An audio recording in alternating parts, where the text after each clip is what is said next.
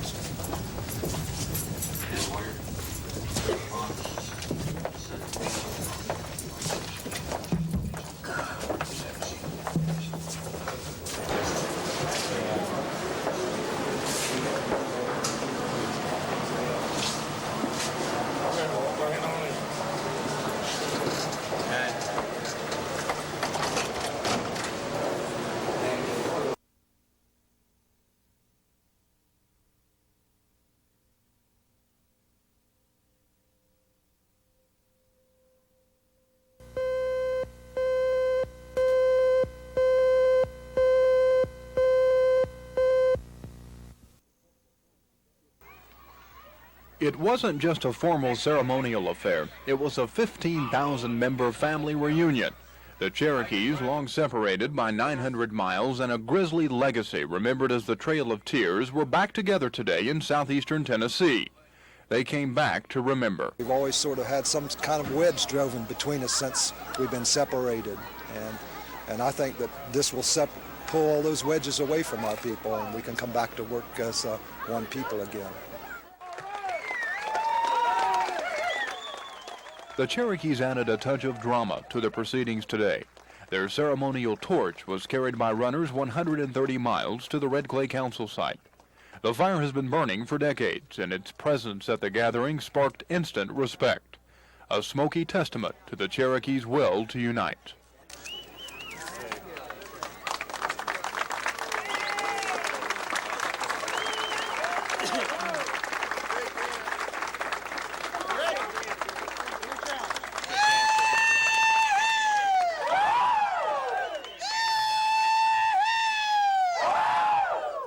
The tribe has also gathered to discuss business and policy matters. The Cherokees are pushing for a strong education among their young and ways to achieve economic independence. But still there is a point to prove.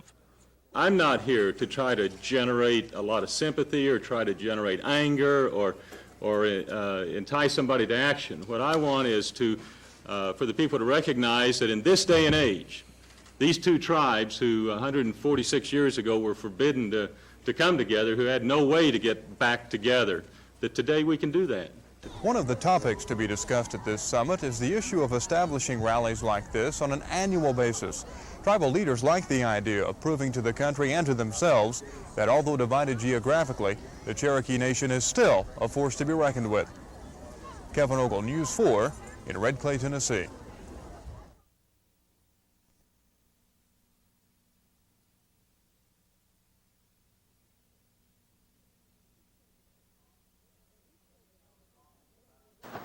Strongly about These state Republicans had little difficulty getting excited about going to a national convention to nominate a man who thus far has no political challengers. Getting there, though, is a challenge to state delegates elected at the county caucus level last month. This is the second stage, the district convention. It's a weeding out process. Only 35 of the original 146 delegates will go to Dallas. And there we'll determine two major things, and one of them is an automatic, and that is who is going to be the candidate. And unless something unusual happens, of course, Mr. Reagan will be the candidate. The other thing that's determined, and we haven't really gotten into it yet today, but we will, and that is those resolutions, which become the basis of the platform that's developed, which becomes the position paper, you might say, for the Republican Party for the next 4 years. Harmon has no votes. Harper County. This is one of 6 district conventions that took place today, each selecting 3 national delegates and 3 alternates, along with an elector. The process will end on April 22nd. That's when the final 17 delegates will be chosen to represent Oklahoma Republicans in Dallas. Terry Cook, News 4 in Canadian County.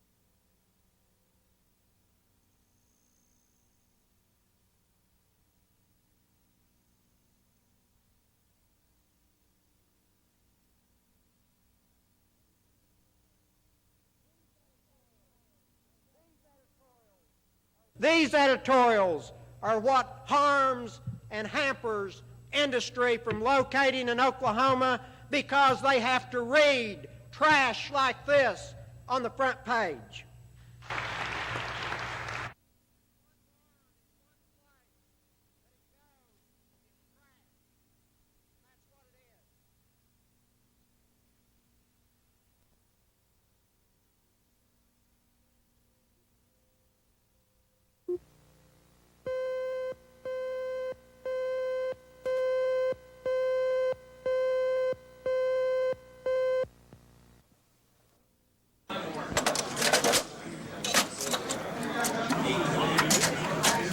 They're just a real good stretchy set of heifers. It'll sure be uniform in size. There'll be a few... What you're watching is a cattle auction without the cattle, at least not in the flesh. It is the electronic age at its best, cattle on videotape. The prospective buyers watch cows parade across the screen and then bid on what they see.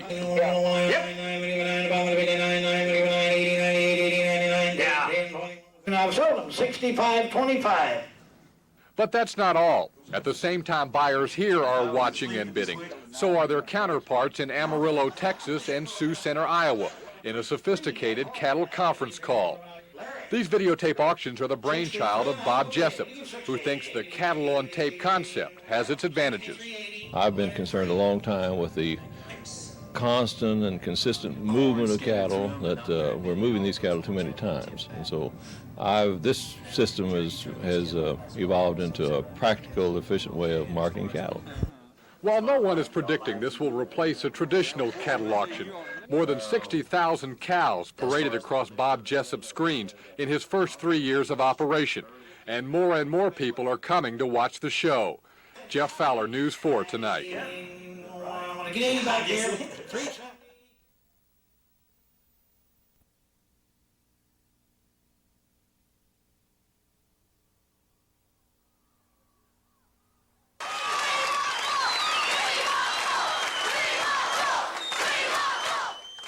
"We want Wolf" was the chant as more than 900 Shawnee High School students refused to report to their homeroom class. The students were angry at the dismissal of their principal, Lewis Wolf. While Wolf was out of town, the Shawnee Board of Education voted 6-1 to relieve the administrator of his post.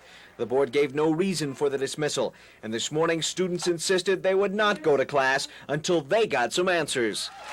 We don't want any trouble. We just want our questions answered, and we'd like to have our principal back, and if that's not possible, we just want to know why. Finally, the assistant principals and a parent of one of the students coaxed the kids to go back to class. Administrators made a deal with the protesters. If everyone went back to the classrooms, student leaders would get an audience with the school superintendent. So far, you people have handled this very maturely. You've handled it very well. I think you're a credit. Don't blow it. Don't let other people blow it for you. Hertzler and the students went behind closed doors. 20 minutes later, the meeting was over. No progress had been made. Hertzler was still in favor of the change and admitted Wolf has no legal recourse to oppose the dismissal. There is no due process in connection with extra duty assignments. Coaches, principals, assistant principals, supervisors, assistant superintendents, superintendents all work with no due process available. For now, it appears the Shawnee Wolves have lost the leader of their pack.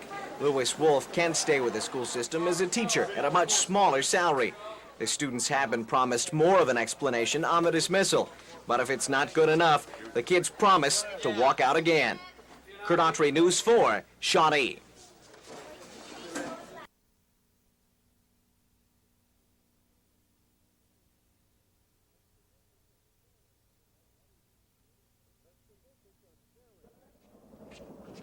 The statistics are scary. Already this year, the state prison population has grown by 452 inmates.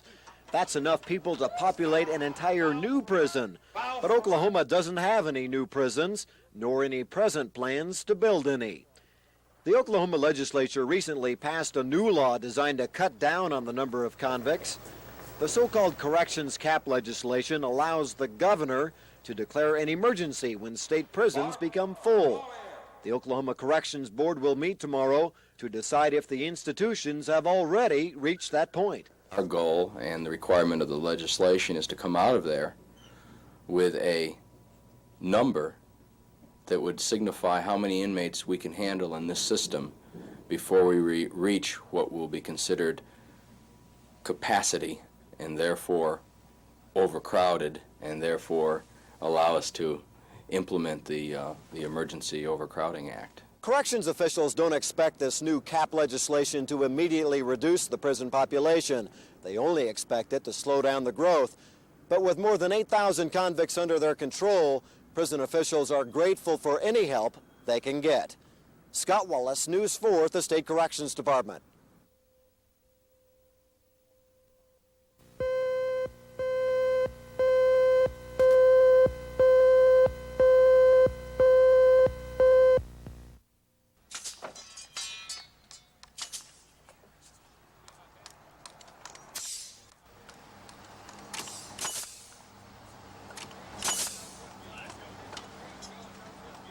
Well, we expect the interest rates to stay somewhat stable for the rest of this year, but we would not be a bit surprised in 1985 and 1986 if the interest rates don't continue to increase.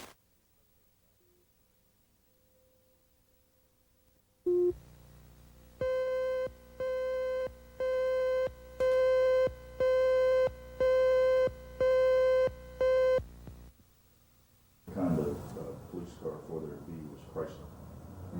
Chrysler products were the only thing for police cars, and but they weren't going to be good police cars. And you know what? They weren't for any of us were around. That the fire department has to operate as a unit. When we have a multiple alarm fire, we have to be able to provide people there who can work together, who know one another, and who trust one another implicitly. I'd be skeptical of whether a public fire department and a private contractor could cooperate in the way that different companies of our own fire department do.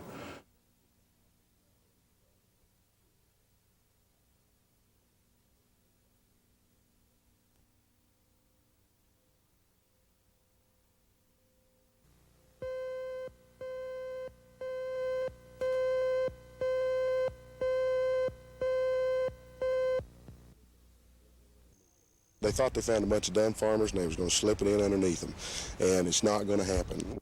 What Jim Howard and many of his neighbors are fighting is a landfill proposed for this piece of property in Earlsboro.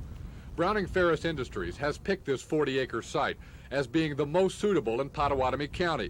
The county's only other landfill will close in about 2 weeks. But the people who live adjacent to the property don't like the idea one bit. They are worried about pollution of their water and air, and that the landfill will devalue their property. My garden is right here. My house is right here. We have no air conditioning. The windows will be open. And besides that, my ponds are out there that will catch the dust and the trash and ruin that.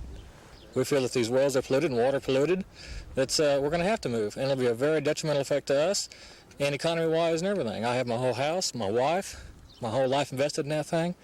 And if they put it in, I feel that they're going to ruin us. And there were some people that almost... But Browning Ferris officials say a new landfill site is desperately needed. And the project manager says the site would be well managed and that many of the fears are unfounded. I really think they're afraid of something that they don't really understand entirely, or they have the conception of the dumps that years ago were more prevalent.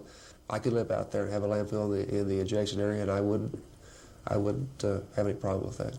The final say on the landfill now rests with the state health department. But the residents here are so concerned about having the site next door that they say they will file suit to stop it if the health department gives the go-ahead. Jeff Fowler, News 4, Earlsboro.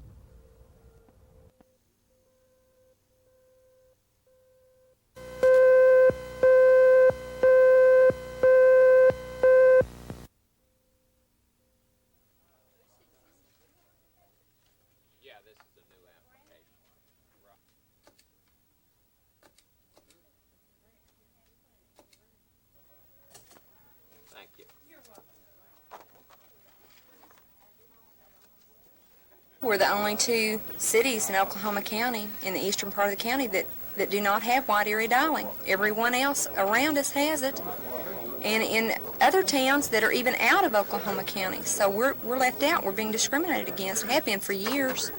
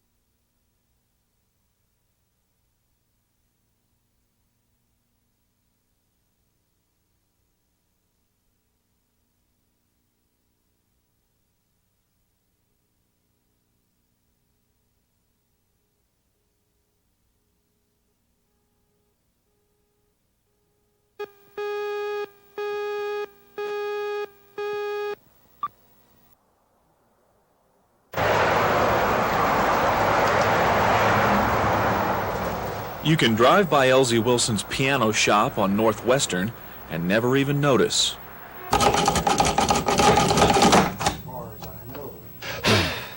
Elsie fixes player pianos. Has been for 20 years. The main thing is to do it right from start to finish. Your valves and your pouches and all that stuff in there. If you do a good job, it'll play good. You put the roll in, left side first. Hook it in there and hook it to the bottom part. Roll it around till the holes are all covered up.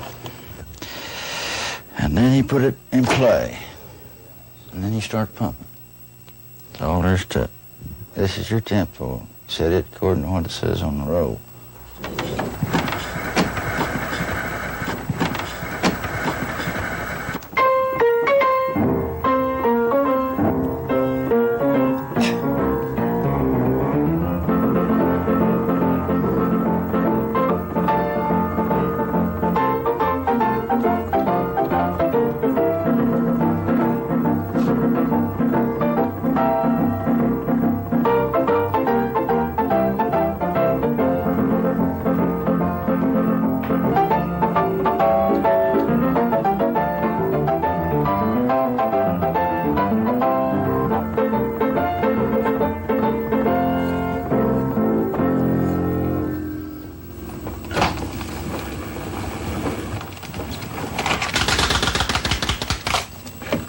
Talent really isn't necessary, but what a way to lose weight. Yeah. Yep, it gets tiresome.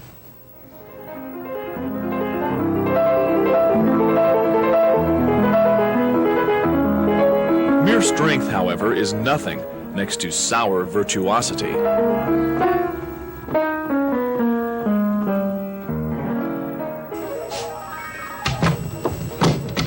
To me, they're good for people that can't play a piano. And they can at least sit down and play and enjoy it, their music they want. Elsie Wilson, a common man doing an uncommon job. He stays busy and probably always will until the last player finally plays out. Tony Stizza, News 4.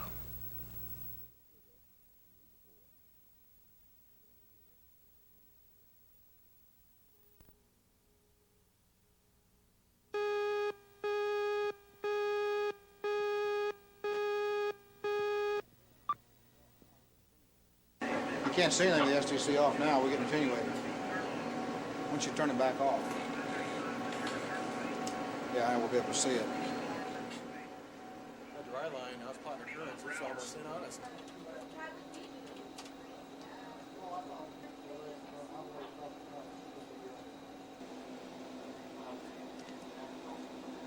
The tornadoes for 5:15, right? For 5, well, we're on, okay. No, the others are 5:15, this one's 5:30, right? Okay. Ready? We had some large hail here in central Oklahoma. Let's take a close-up of radar. We're, of course, right here in the now that are moving into northeastern sections of Oklahoma County and southeastern Logan County. Radar indicates and Doppler indicates a tornado near Tishomingo. That was the one, 4 miles northwest of Tishomingo, and near Colgate, moving east at 50 miles per hour. Again, this is a tornado warning. That is great. You read about that all the time, you know. Isn't that great? That is fantastic. I love things like this. We read about stuff like this in our textbooks in school. Now to be here in Oklahoma and see this stuff is great. I need to, Dave. No, I'll be back.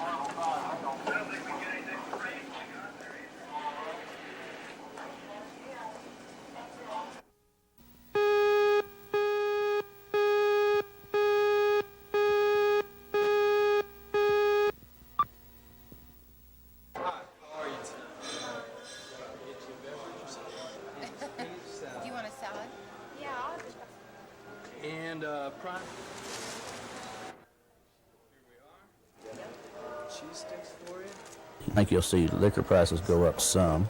I think you'll see more people switching to wines and beers. And restaurants will have to learn to market the lower priced drinks probably. Your wines and beers are normally lower priced than alcohol beverages, and they're going to have to learn to market it because that's what the public's going to be buying.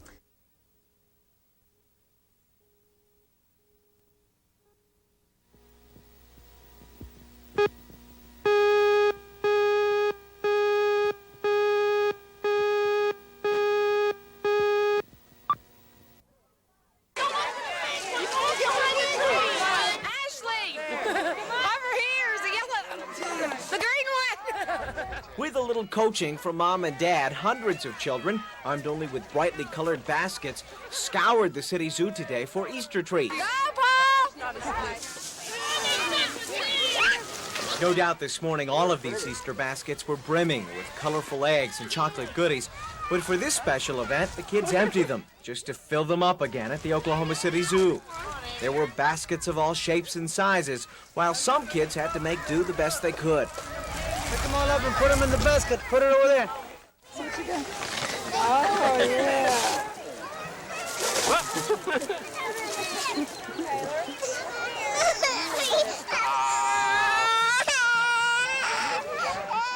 For some, the Easter egg competition was a little rough, but most were ready to do it over again. Go back out there and get some more. Kurt Entre, News 4, the Oklahoma City Zoo.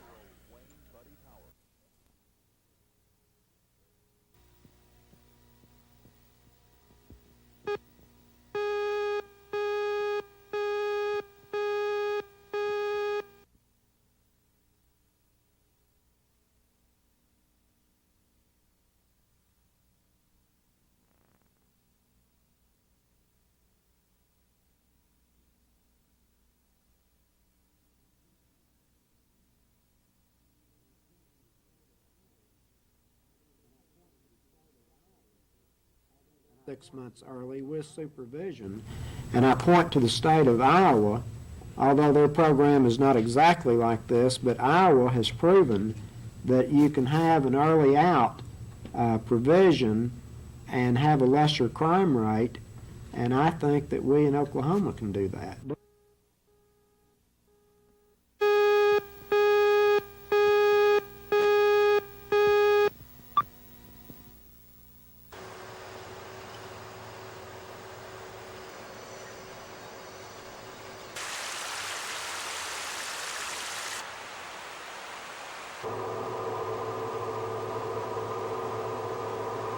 Shortly after noon today, I was instructed by the city manager to start making hookups in Warr Acres. And so we have contacted one contractor who had 4 applications pending, and we've called representatives of another developer and told him that we are making hookups.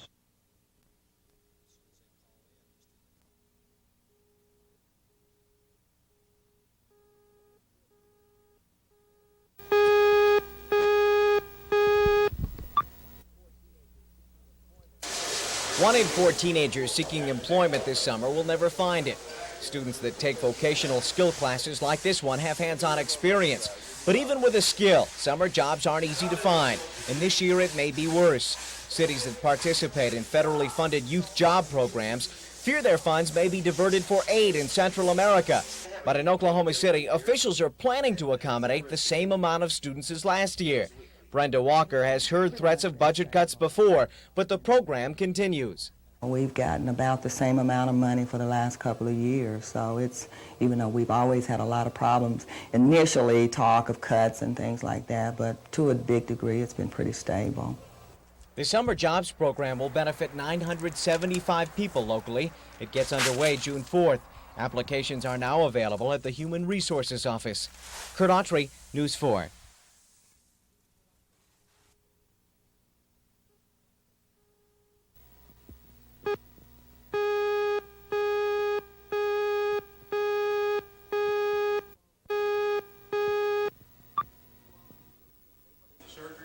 These people are angry. They believe one of their neighbors, Joe Shaw, was brutalized by city police after a routine traffic violation. Tonight, Shaw is in the hospital with a broken cheekbone and a broken nose.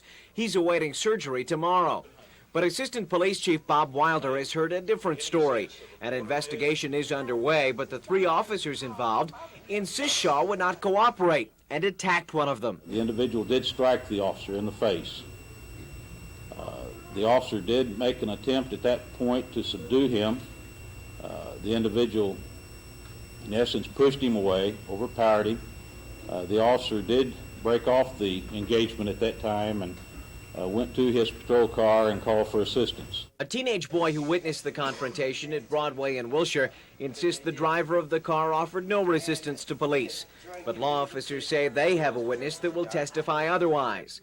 Either way, the victim's father, Reverend Dennis Shaw, believes the police are not doing their job. And I think as citizens, we help pay their bill, they have a job, we help buy their gas, and all of this, we as citizens. And I think we ought to have better protection. The 3 patrolmen involved have not been suspended, but an investigation is pending. The victim's family admits they may consider legal action. Kurt Autry, News 4.